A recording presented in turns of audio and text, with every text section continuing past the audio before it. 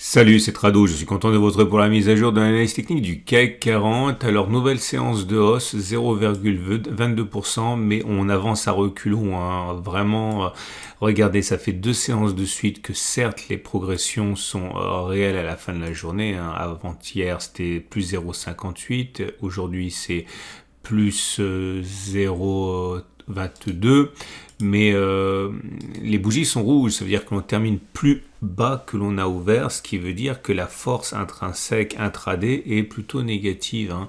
Et c'est normal, regardez ce vers quoi on est prêt de se confronter, cette immense résistance, hein, des 68, 33, 67, 90, qui n'est ni plus ni moins pour moi que la partie haute du trading range dans lequel eh bien, on est amené à continuer à évoluer jusqu'à preuve du contraire. Donc, il y a des dégagements, c'est évident, hein.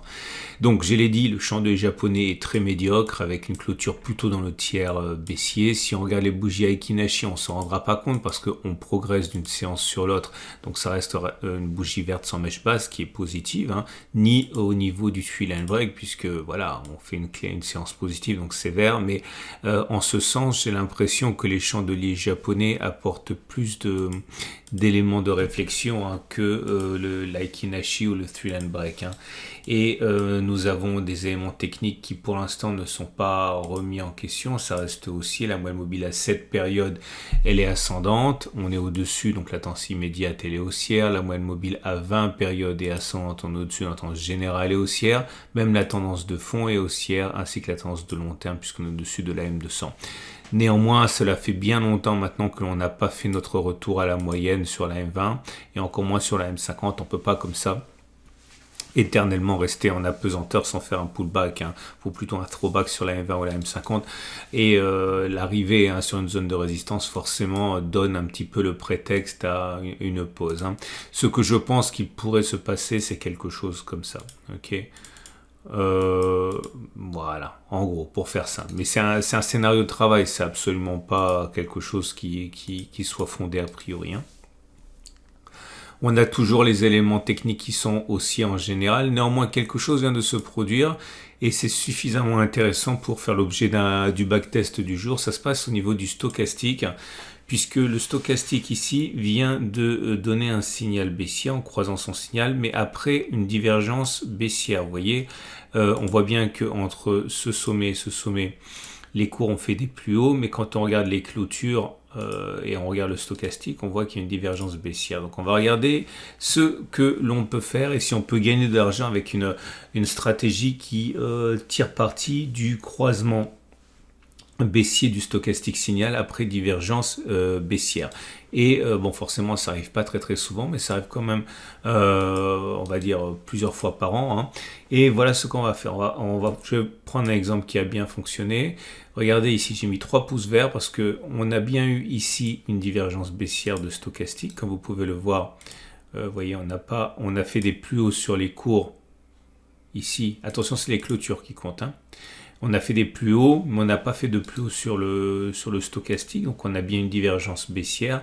Et au moment où ça a été activé sur cette bougie-ci, il y a un premier pouce vert pour dire qu'on a clôturé plus bas que la bougie de signal. Il y a un deuxième pouce vert pour dire qu'on aurait gagné de l'argent si on avait spéculé à la baisse avec un stop de protection au-dessus des plus hauts récents, qui sont donc à 1,23. On a fait donc moins 1,23 avant de faire plus 1,23, mais on a également fait 2 fois 1,23. C'est pour ça qu'il y a 3 pouces verts, ok.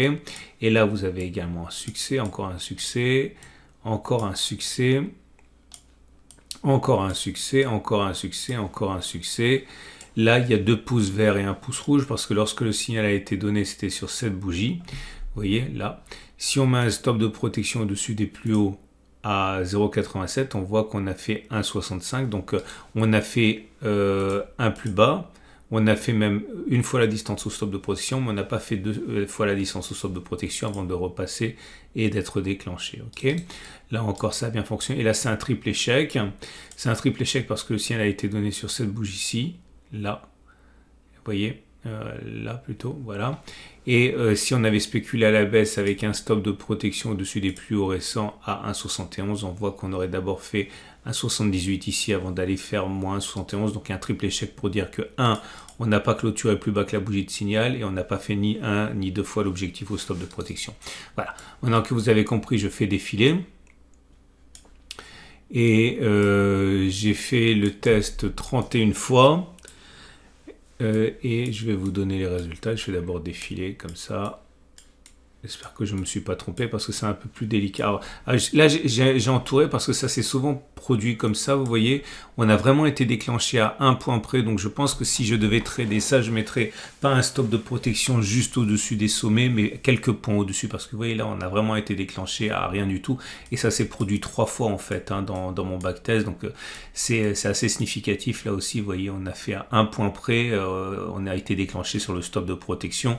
Alors qu'après, ça aurait été un succès. Enfin bon, c'était les termes du backtest. Donc voilà les résultats.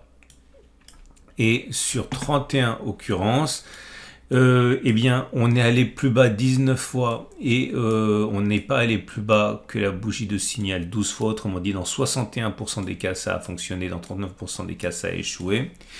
Maintenant, si on vise une fois la distance au stop de protection, on arrive pareil à un résultat équivalent à 19 fois. On a réussi à aller plus bas et 12 fois on a été déclenché sur stop de protection. Donc ça fait 61%. Si on avait parié 1000 € sur ce trade, on aurait gagné 19 fois 1000, 19 000, on aurait perdu 12 fois 1000, 12 000. Donc ça fait un gain de 7000. Et si on vise 2 fois la distance au stop de protection, ça fonctionne 15 fois, ça a échoué 16 fois. Autrement dit, ça a fonctionné dans 48% des cas et ça a échoué dans 52% des cas.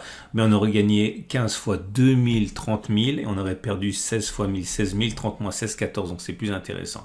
Donc si on essaye de tirer parti de ça, je vous rappelle que ça n'a aucune validité scientifique, ce que je vous propose, parce qu'on ne peut pas tirer de loi sur 31 occurrences. Je te donne simplement ça pour partager ma méthode.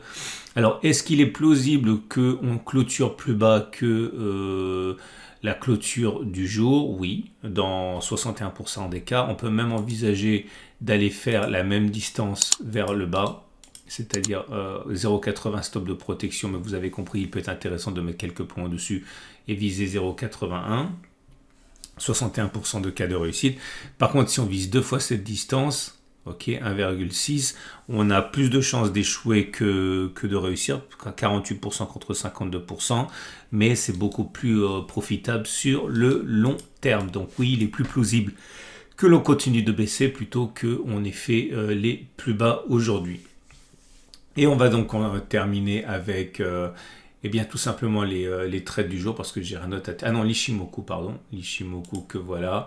Bon, bah, de toute façon, l'Ishimoku a déjà rempli son rôle immédiat, vous le savez, puisque notre objectif, c'est d'aller chercher ce niveau-là. Ça a été fait, donc on peut simplement dire pour l'instant que la tendance, elle est haussière, puisqu'on est au-dessus d'un nuage ascendant. Et on a la Tenkan, alors, je vais vous le montrer, parce que ça fait un moment que je n'ai pas montré. Donc la Tenkan et la Kijun qui sont ascendantes. Alors voilà, Tenkan. Alors attendez, je vais le faire correctement. Tenkan, Kijun. Donc voilà. Et on est au-dessus de la Tenkan qui monte, de la Kijun qui monte et du nuage qui monte. Donc la tendance, elle est haussière pour l'Ishimoku. Donc on va passer au trade du jour. Si vous êtes haussier, vous avez compris que il faut vous rabattre sur les données hebdomadaires et mensuelles. C'est des tests qu'on a déjà fait la semaine dernière, vendredi, etc. J'invite à regarder les backtests, mais ça se joue au niveau du MACD. Maintenant, c'est vrai que... non, je raconte des bêtises. C'était au niveau du super trend qu'on a vu que c'était intéressant en données hebdomadaires. Voilà, je vous le montre rapidement. Mais regardez la vidéo, la dernière vidéo, ça sera mieux expliqué. Comme vous pouvez le voir, le signal a été donné sur cette bougie. Donc si on retrace un petit peu, vous auriez surtout matière à spéculer à la hausse pour profiter d'un meilleur ratio gain-risque. Et si vous voulez spéculer à la baisse, eh bien vous avez ce qu'on a testé aujourd'hui sur le stochastique. On va terminer ce tour d'horizon avec de l'intraday. Et comme vous pouvez le voir, on est dans une situation où, alors je vais faire un petit peu de pédagogie par rapport à la séance du jour, parce qu'on me demande souvent pourquoi prendre un ATR2 plutôt qu'un ATR1. Bah, tout simplement aujourd'hui, si vous aviez pris un ATR1, vous étiez déclenché en stop de protection, et si vous avez pris un ATR2, vous ne l'étiez pas, hein. Regardez, je vous le montre parce que c'est important. Si vous n'avez pas de stratégie pour mettre des stops de protection, regardez bien ce que je vais faire. Donc l'idée, ça c'est les zones que j'avais positionnées dans la vidéo de vendredi, hein. Donc imaginons que vous étiez rentré à 6632 en spéculation à la baisse. Avec un ATR 1 à 6632, vous ajoutiez donc un ATR au moment où on était dessus, c'était 24, on était ici. Donc plus 24, ça faisait un stop de protection à 6656. 6656, vous voyez, c'est ici, vous étiez déclenché à pas grand chose. Ok.